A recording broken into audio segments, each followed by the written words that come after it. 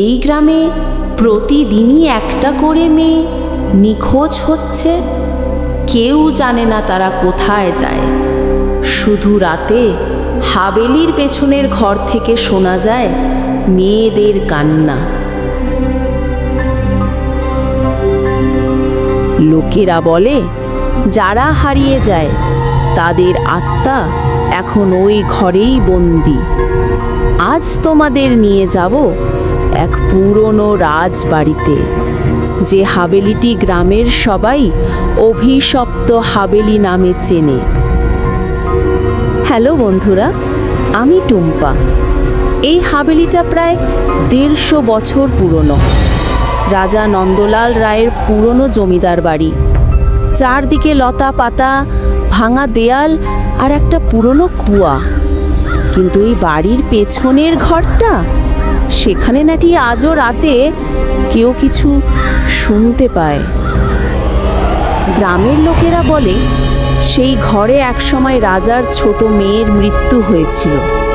সেই ঘরটা তখন তালাবদ্ধ করে দেওয়া হয়, কারণ যেদিন থেকে মেয়েটি মারা যায় প্রতিদিন রাত 12টার পরে শোনা যেত পায়ের আওয়াজ, আর ঘর থেকে ভেসে আসতো এক অচেনা হাসি।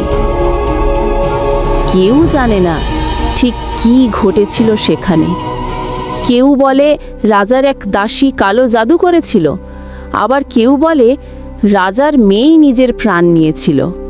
কিন্তু এরপর থেকে কেউ আর সেই ঘরে ঢোকার সাহস করেনি। বছর 10 আগে শহর থেকে 3 বন্ধু আসে ইউটিউবে হন্টেড হাউস এক্সপ্লোরেশন করবে বলে। তারা ক্যামেরা সেট করে রাত 12টার পরে হাবেলির ভিতরে ঢোকে। প্রথমে কিছুই হয় না, কিন্তু পেছনের ঘরের কাছে পৌঁছানোর পর বাতাস হঠাৎ ভারী হয়ে যায়। একজন দরজা খুলতে যায়, তালা ভেঙে যায় নিজের থেকেই।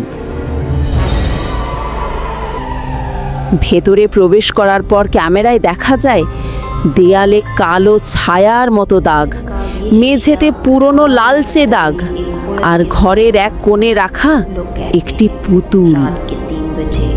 পুতুলটার চোখ যেন নড়ছে, কেউ কিছু বলতে পারছে না। একজন বলল, চলো বাইরে যাই, কিন্তু দরজা তখন আর খোলে না। হাতুলে কেউ যেন ভিতর থেকে ধরে আছে। মোবাইলের আলো নিভে যায়, ক্যামেরা বন্ধ হয়ে যায়, শুধু শোনা যায় ফিস ফিস শব্দ। তোমরা কেন এসেছো আমার ঘরে? সকালে গ্রামের লোকেরা হাবেলির সামনে ক্যামেরা আর ব্যাগ খুঁজে পায়, কিন্তু 3 জনের মধ্যে একজনকে পাওয়া যায় না কখনো।